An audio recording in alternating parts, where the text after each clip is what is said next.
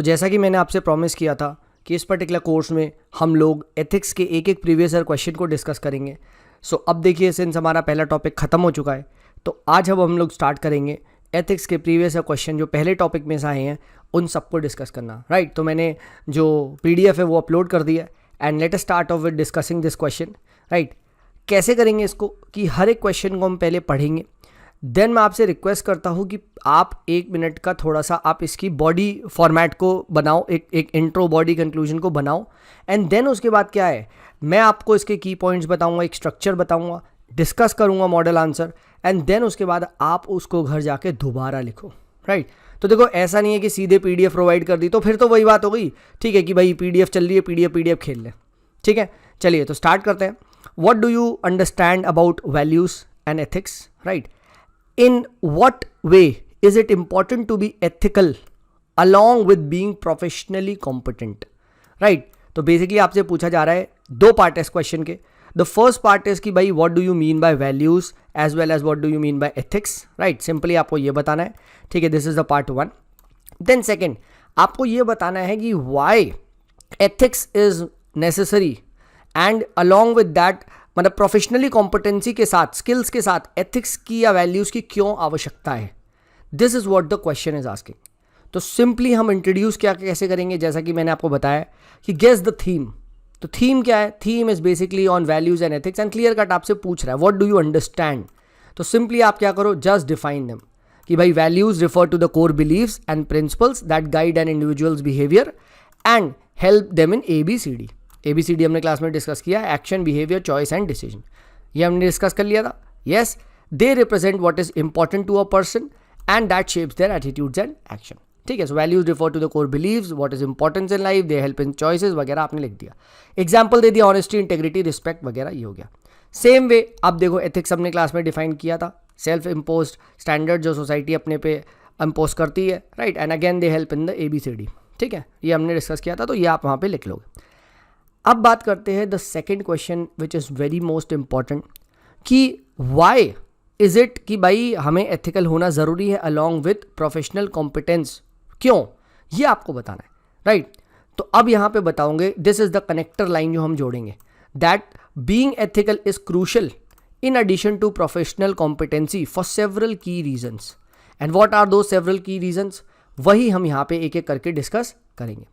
For example, first, if you are ethical तो क्या होगा, ट्रस्ट एंड रेपुटेशन बढ़ेगी। Right, people will perceive you as more an honest person, a reliable person, right, a morally upright person, and they will trust you more, and this is very important for success. Second, if you are an ethical person, right, तो क्या होगा, आप legal regulatory compliance को follow करोगे।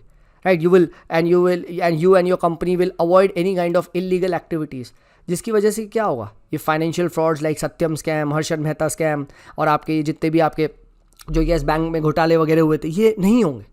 Right, ठीक है, so by adhering to the ethical principle you will actually use your knowledge for the legal compliance, for the betterment, अभी next point discuss करेंगे, for the betterment of society. Right, क्योंकि even hackers are very good when it comes to professional competency, but is it the right thing to do? नहीं, ठीक है। The third point is that decision making and problem solving, right? When you are faced with ethical dilemmas, complex situation, कौन मदद करेगा?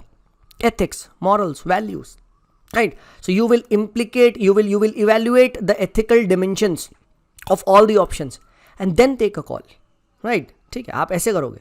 Then next point, you will work to satisfy all the stakeholders. एक आप कह सकते हो you will emerge as a leader, right, क्योंकि आप सबकी सुनोगे, employees, customers, communities, companies, you will look for the benefit of all. So ये स्टेक होल्डर अप्रोच बहुत अच्छी है, जो सिर्फ और सिर्फ एथिक्स के साथ ही आती है, कि सिर्फ अपना काम ना देखना, अपने बारे में ना सोचना, एंड वॉट, सबके बारे में सोचना। राइट, सो नेक्स्ट पॉइंट आप ये लिखोगे। Then next point, it obviously बात है, it will enhance your leadership skills. Right, you will emerge as leaders, you will find जो भी ग्रेट लीडर्स हैं, they are all known obviously for their competencies but also for their ethics. Like for example, if you see Mahendra Singh Dhoni, right, ठीक है, Captain Cool, he's known for his ethical, you can say, abilities, right, remaining calm, being honest, right. In fact इतना महेंद्र सिंह धोनी का ethics strong है कि DRS system को क्या rename मिल गया है, it is not decision review system, it is Dhoni review system. अगर धोनी ने DRS लिया तो पक्का सही होगा, राइट। ठीक है, तो ये है वो, right. So enhanced leadership skills, then long term success, right. देखिए क्विक सक्सेस शायद आपको प्रोफेशनल कॉम्पिटेंसी से मिल जाए, but if you want to remain at that top level you require ethics, you require morals. So if you want long term success, sustainable success, तो क्या है, ठीक है, you will see that ethics and morals are important, right. For example जैसे आप देखोगे Tata company का जो प्रोडक्ट्स है, टाटा का success is because of the ethics and the morals shown by the company, right, and specially Ratan Tata, right. तो आप ये लिख सकते हैं, ठीक है। देन सोशल रिस्पॉन्सिबिलिटी भी कुछ हमारी होती है which you will only fulfil, right, if you have ethics, right. तो not only you will you can say impact and change your lives with professional competency, but with ethical competency you will be able to change the lives of others. So आपका जो impact है वो और broad होगा, broad social impact.